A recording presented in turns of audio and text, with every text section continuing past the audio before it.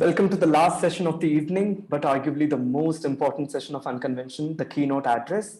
We are delighted to have Carol Dahl, the Executive Director of the Lemelson Foundation, delivering this address.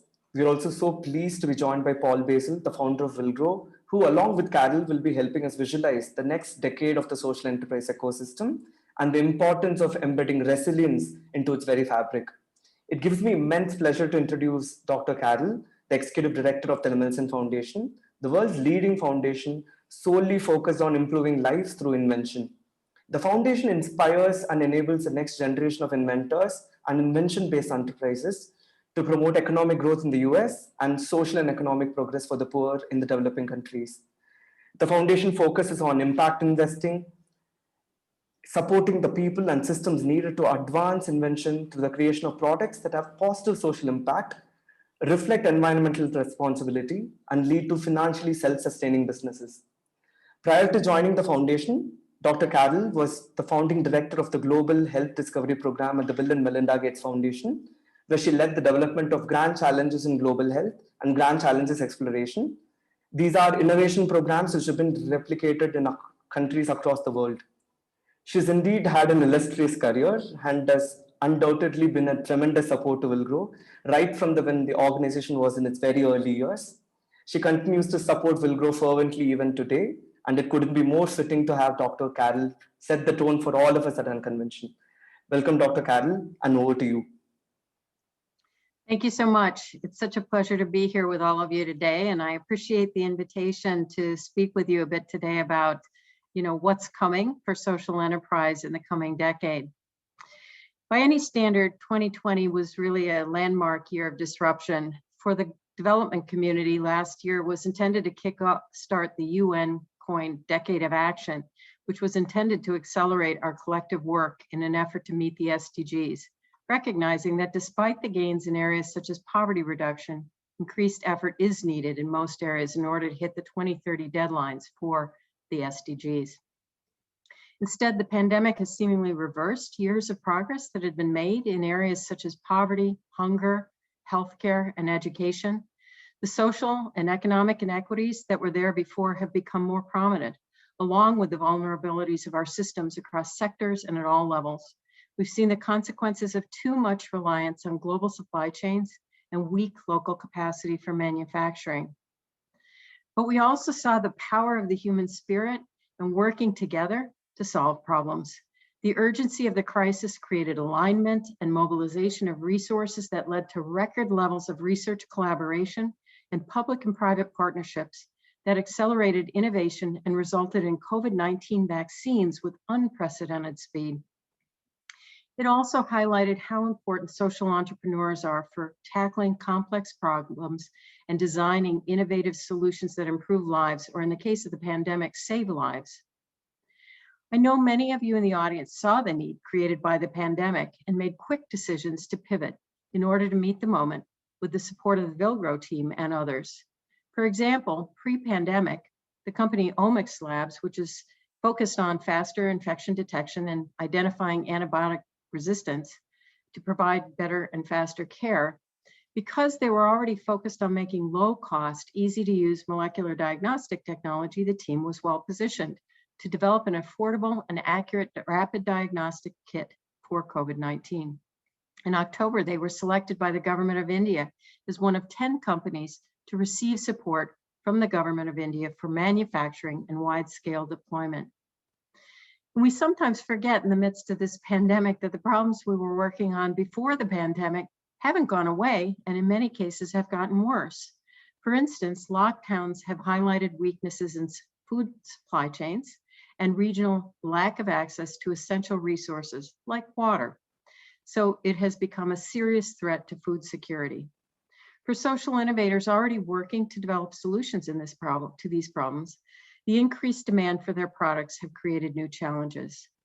For example, they needed to navigate the barriers of working with communities during the health crisis. For example, the company Cultivate, which is based in Bangalore, has developed a remote sensor that helps farmers conserve water and fuel by telling them exactly when their crops need more water and how much. The lockdown has presented challenges for their work. Their intent has been to deploy it in the paddy fields in Punjab, And despite the lockdown, they've been looking to get immediate feedback so that they can bring the demonstrated benefit from their technology to the field. Their goal has been to work with small landholder farmers in Punjab to refine the product. Villgro helped them connect with a nonprofit, CIPT, that works closely with these farmers so that they could provide a solution by creating expedited feedback and testing and iterating so that the solution would be well suited to the farmers they were working with. The pandemic certainly created a unique set of obstacles for their work, but strong partner support and their increasing sense of urgency to solve this water scarcity problem helped them to successfully create a solution that is affordable and well suited to the needs of the farmers. As I reflect on the last year and consider how our systems need to adapt to meet the challenges of today and those that are coming tomorrow, I envision a world where local capacity exists to support innovation at both national and regional levels. Because the only way to ensure that local needs are met is to have the local support systems for innovators and enterprises that include support from local leaders and organizations that understand and focus on local needs. So what does it take to build the local capacity to drive needed invention and innovation? It means that you'd have educational systems that cultivate the inventors and innovators who will generate new ideas. We need the people to make this happen, ensuring all students have the opportunity to learn how to identify problems and gain the confidence and experience and expertise needed to solve them. This needs to start early in the educational pathway and continue through higher education, often the starting place for those who are going to discover, ideate, and invent for the future. It also means having a supporting ecosystem that enables those ideas to be translated into products and businesses that can support getting products to the people and communities who will benefit from them most. And it's essential that there's an emphasis on meeting the unique needs of those who are currently underserved to maximize the benefit to them and therefore foster more inclusive and resilient communities. Nothing highlights the interconnectedness of our world like this pandemic. It's not enough for a portion of the population with the highest need standing to be served. We need diagnostics that reach everyone. We need to vaccinate nearly everyone, and we all need secure livelihoods, even during times of crisis. We must remember that the pandemic is just one example. The threats posed by climate change are real and increasing. And like the pandemic, it's going to set back development progress and have the greatest negative effect on those with the fewest resources. To address climate change, whether through mitigation or adaptation, we need technologies and businesses that make it possible for us to produce fewer greenhouse gases, become carbon neutral or even carbon negative, and enable us to adapt and thrive to the local changes we're going to see as a result of climate change. That means we don't just need R&D focused on breakthrough technologies for power generation, storage, and transmission. We also need innovators who understand the informal sector and the opportunity to redesign equipment that uses renewable energy while also increasing productivity and savings. It also means that we need solutions that make food production and post-harvest processes more sustainable. We need companies like Bharat Rohan making precision agricultural solutions affordable for smallholder farmers, leveraging drone-based spectral imaging, and companies like Kritsnum that are turning post-harvest loss into a valuable commodity like enhanced animal feed. There's a direct link between resilience and increasing the number of people who actively benefit from new science, technology, and innovation across all socioeconomic lines. The experts assure us this will not be the last pandemic or last crisis. We can learn from the present to better prepare for the future. The need for invention and innovation is only going to increase. We must make that innovation accessible to all. Despite the global social and economic shocks caused by the pandemic, I do believe that meeting the SDG goals is possible. The power of new ideas, entrepreneurial ingenuity, and commitment by organizations such as those in the audience today convince me of our collective ability to deliver. But as we do so, we need to optimize for resilience. So what do we need to do? I want to highlight three things. First, We need to make sure that local capacity exists and that systems are intentionally designed to support innovations and businesses that will serve the mass markets that are currently underserved. This will require collaboration across sectors and leaders to create more connectivity, because the silos we have undermine the ability to create a functioning invention and innovation ecosystem. It also means, to achieve this, we need to invest in supporting organizations like Villgro that are the foundation or infrastructure of the innovation pathway, not just the solutions to our current challenges. We also need more patient capital. We need more local fund managers and impact investors who have technical capacity to assess and manage the risk of new technology and business models, because they're often highly disruptive and require significant resources. That means that these asset owners need to make investments and recognize that these R&D-based businesses may acquire additional time and money to have the impact. So that's the first item, creating that local capacity, ensuring that it's targeted on the needs of the underserved. The second point I'd make is that leaders across the sectors need to prioritize efforts that will meet unmet needs of today, those like the SDGs, as well as the needs of tomorrow. So preparing for the next pandemic and the certain impacts of climate change. In doing so, we'll need to engage the communities that are and will be most affected. And finally, for the future, the third thing I would highlight is we need to create an educational pathway that prepares graduates to explore more diverse and varied careers, including the path to entrepreneurship. This means fundamentally rethinking the purpose of education to ensure that students are prepared to be lifelong, self-directed learners, empowered to be the creators of change, and confident in their ability to contribute. Together, we can make these changes that are needed. And I would close today by saying, I encourage each of you to think about the role you play in building the local innovation capacity we know is needed. Together, I truly believe we can create the future we all want to see. Thank you. Thank you, Carol, for those extremely thoughtful comments. And I really like the part on building local ecosystems, and organizations like Villgro and many others are actually trying to do that in their respective geographies. So thank you for those very thoughtful words. So what we'll do next is, I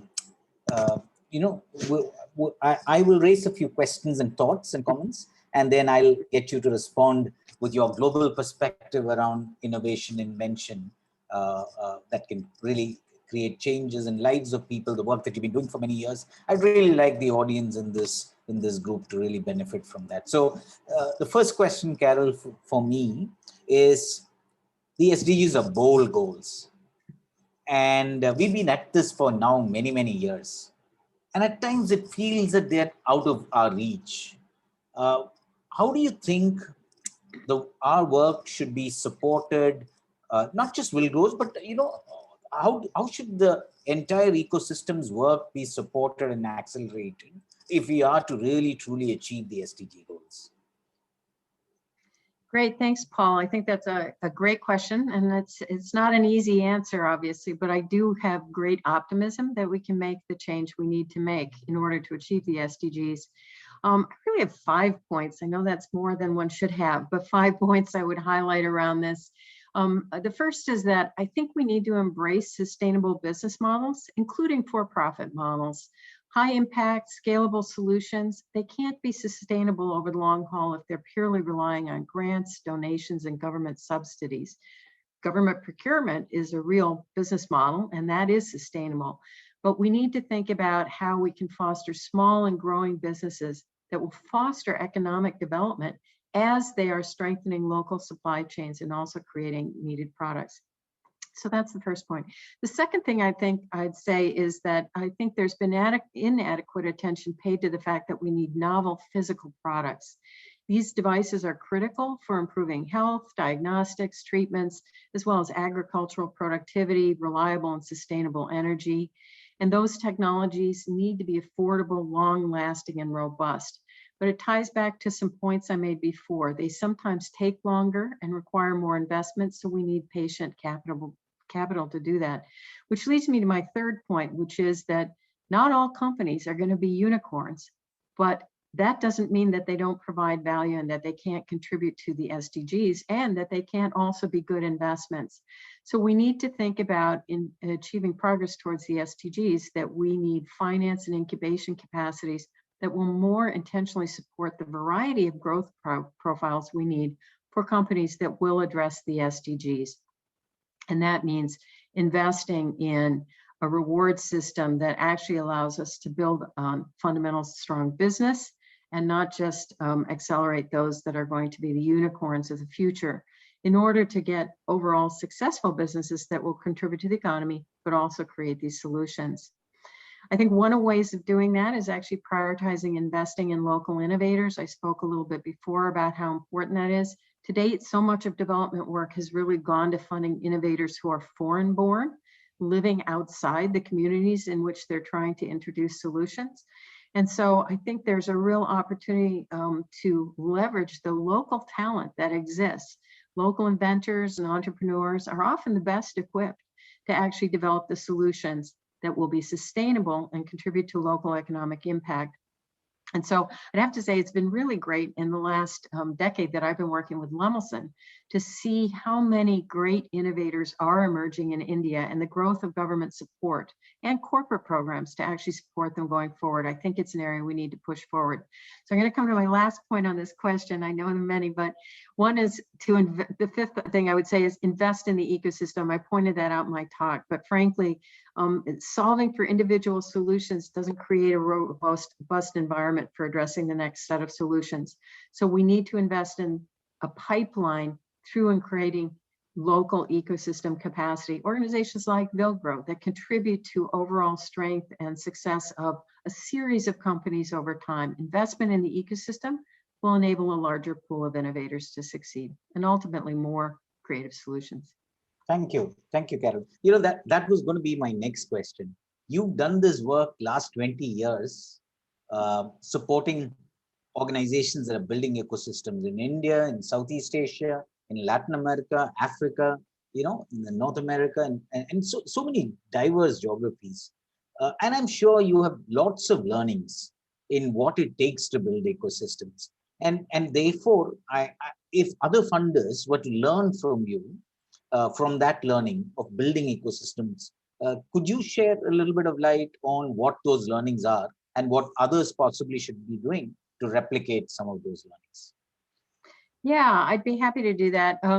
You know, I would say a few things are really important. I think you need to, I would encourage funders to consider working on building that ecosystem. I've certainly seen over the long haul that the impact you can have with even a limited amount of dollars can really be amplified because of the commitment to the ecosystem over just an individual solution. So first thing I'd say is you got to be in it for the long haul. Ecosystem change doesn't happen in a day or a year or 3 years. It takes a while. I think of our own relationship with Villgro. We've been working together with you for, wow, I think 15 years now. And it's been a wonderful journey, but it's taken time. And we've seen amazing impact on the full ecosystem from investments, deep investments like the one we have had with you. The other thing is to adjust your expectations of successes and failures. I think many investors and philanthropists are driven by the need to see these immediate personal stories of lives changed. And when you develop ecosystem, it's sometimes a little further away. So you have to adjust your expectations to realize that there's some intermediate signals of progress, but you also need to work closely with partners to capture those stories, to get that kind of satisfaction back. And in our best partnerships, what we see is that our partners who have those stories at hand can bring them back to us and help us to understand that change is really happening, even though what we see are these intermediate examples of success. And then the last thing I'd say is, wow, recognize it's an incredibly powerful way to spend your money, in the sense that as you change the ecosystem, it brings in other players over time, and it actually amplifies the impact of the investment. When I think back on our relationship, you know, I've been working with you, Paul, close to 10 years now.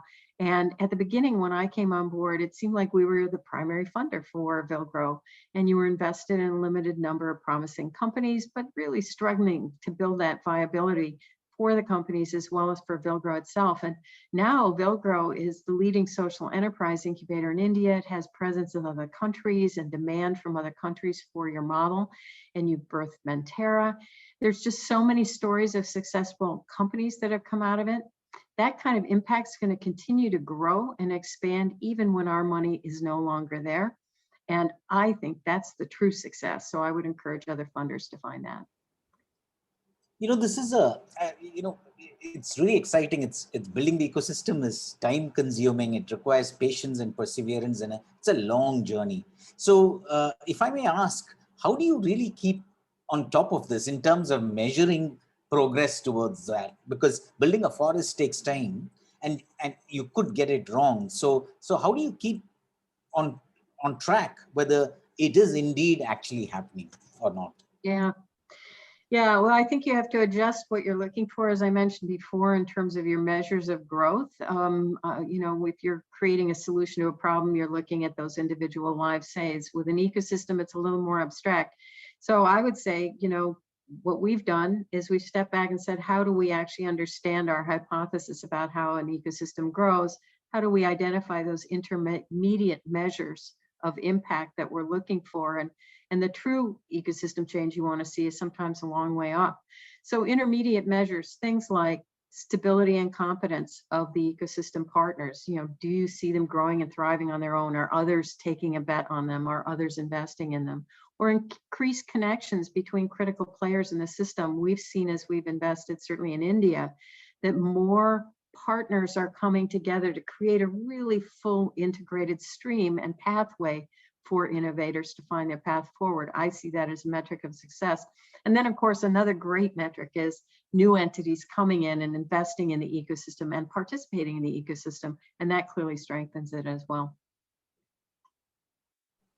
Great, thank you. The other thing that I was thinking about is when you're growing the ecosystem, there are so many individual partners that you work with. I know based on your track record, I know that you've supported incubators, you've supported inspiration organizations, the discovery prizes on one side, which actually creates a pipeline, incubators on the other side, in the middle of that conveyor belt, and then downstream impact investors. You've been an LP in many of the impact investors and really built that ecosystem out. When you do that, working with different types of partners, what has been your lessons and learnings in working with totally different partners, but all part of that ecosystem? Yeah, well, you got to find great relationships, and then you need to stick with the ones that are good. A few things I'd highlight there. One is aligned goals are absolutely essential. You need to start with shared expectations of the outcomes. And when we look for partners, we look for people who are in groups who are not only interested in creating solutions to the problems we're jointly trying to solve, but who are also really committed to building that local ecosystem. So not just their own organization, but the total ecosystem. And those have been the strongest partnerships. The other thing I'd say is essential to having a good partnership over time is transparency and collaboration. Our best relationships have been with partners who are really willing to share their learnings, both successes and failures. And so we're critically dependent on, the partners who are in the country who are actually doing the work to take us on the learning journey with them. If we learn, we stay aligned, and that really improves the situation. But in order to do that, we have to be, as funders, I think, willing to be deserving of that transparency, because in the power imbalance of, the person who's getting the grant money, they need to feel comfortable in trusting us that if they share their failures and they share the challenges, that we aren't going to cut them off as a result of that. So we have really adopted an attitude of being willing to iterate, accept risk and failure, really invent along the way to learn. And that's been super important. We've had bumpy moments, but it's alignment and transparency that helps. And then finally, so you got to match the resources with the need. I think a lot of times funders, many funders, put in too much money at the beginning, they don't stage the investment, or they don't give enough money and then they cripple the organization. We found it really important to stage the right amounts of funding, really working to find that. with partners, but also then to be willing to invest in organizational capacity. So often funders are not. So we like to assist our partners in growing their own organizations, as well as identifying those follow-on funds that are going to give them true financial sustainability beyond just philanthropic support. Thank you, Carol. You know, the other thing that I was thinking about was capital is such a big need to drive risk-taking behavior. But I'm quite certain that it's just not capital that drives it. So what do you think are other methods that actually drive risk-taking behavior and builds a very strong, thriving, innovation centered ecosystem? Yeah, well, I think it is a lot like investing in a sense that you have to be willing to adjust your ratio of risk to failure in order to achieve those bigger gains. So if you only invest in things that are obviously going to work or already working, you're only going to get incremental change, just sort of the additive change you see by continuing something. But if you want to fundamentally change things to make that step function change that will actually have huge impact, and you need to take more risk. So you need to be smart in doing that. First of all, I think you need to listen to others. You need to learn from the field. We learn through the people we work with. That we are sitting in Portland, Oregon. We don't have the answers. We learn through talking to others. You need to develop some well-informed hypotheses and then invest in more than one approach. Rarely do you hit on the right solution and the right path. But also, as I said, it's investing in the right team to have that partnership with. So cultivating and strengthening groups that have well-qualified teams, promising approaches, committed to learning and sharing the learning along the way. Having that active partner really is important to the risk mitigation, I would say. And then also you got to recognize sometimes you have to end program support. I think a lot of times funders get so attached, emotionally attached to both the people and the programs they're working with. But when they're not meeting expectations, you have to find a graceful way to help the organization continue their work, but end that relationship. You know, the bottom line is, I think people need to realize that, you know, the antidote in a sense to risk aversion is seeing the outsized impact you can have when you do invest in high risk, but you do it smart and you do it for the long haul and you do it thoughtfully. Thank you. You know, I've always seen the Lemelson Foundation as a very learning-filled organization, evolving every 3-year, 5-year blocks and really learning from the field, learning from the partners that it works with. If you were to think about the learnings of the recent past and the pandemic, and then think about how it might inform your future work, what is the path in the immediate term, next 2 to 3 years, look like for the Lemelson Foundation? Yeah, you know, it's interesting. It's been a journey, and I think what we've begun to realize is, you know, it's really essential to help bring alignment of both the innovators together with those competencies and supporting elements within the ecosystem for particular problems and sectors. And so really aligning innovators together with those who are already committed to markets and have the capacity for both manufacturing and distribution capability to actually see amazing things happen. You know, we see that in ways in terms of building alignment and funding. I think Villgro is a great example. Villgro saw the need, birthed Mentera. There's a nice relationship there, relationships upstream with those who are providing innovators. We see a great example coming out in something that's happening right now in India. It's really a global undertaking. So the challenge of global warming is making many places in the world clearly uncomfortable, but also literally inhospitable without indoor residential cooling. At the same time, we know that air conditioning units are a significant contributor to greenhouse gas emissions. So this is a problem that we have for the future. In order to make more sustainable solutions, we need that to actually be affordable and available for people who are going to be hardest hit. So people in hot areas of the world that are getting hotter and can't afford the current systems. But we need to do that in a way so we're not accelerating greenhouse gas emission. So there's a really interesting example of solution, which will illustrate the point I was making, which is a activity called the Global Cooling Prize. It's a collaboration, but it wasn't just about investing in the innovators. It was actually about a partnership, including the Indian government. The Indian government is guaranteeing that there will be interest and favorable policy incentives and purchasing of units in order to ensure that there's a market going forward and one that can actually be delivered upon, as well as the engagement of dominant manufacturers of air conditioning. They have no market incentive to create these high efficiency air conditioners, really, truly dramatically increased efficiency air conditioners, but they do have the pipeline. They do want to have that kind of technology.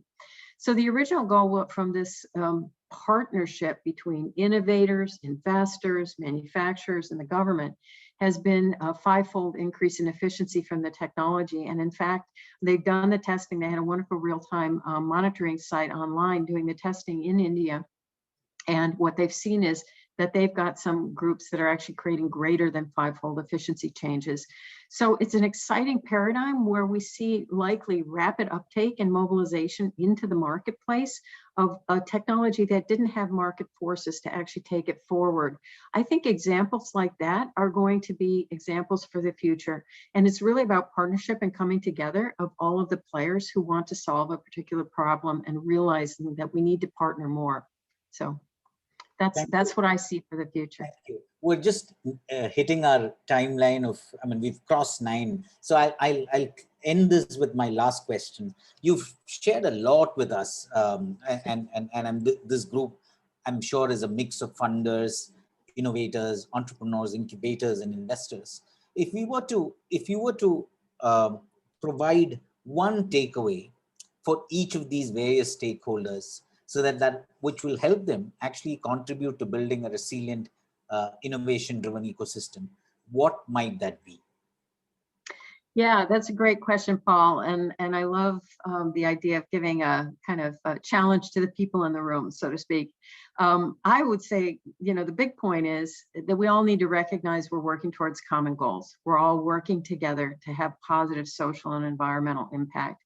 And that's to improve lives through innovation. And to do that, we have to build the trust and work together to assemble that well-functioning ecosystem I just spoke about in order for innovation to thrive, businesses to grow, to deliver on impact. To do that, I think, so those of you with funds out there, including the corporate funders, maybe it's time for you to begin investing and supporting organizations that create that strong ecosystem. Not just investing in the solutions, which is of course important, but also the ecosystem that will allow the next solution and the next solution to come forward. Those in government, I think it's time to revisit the policies to ensure that we're not only stewards of the nation's interests, but also clear a path for social entrepreneurs, those people who are going to make that social and environmental impact. And then entrepreneurs who are doing support organizations, organizations like Villgro and so on.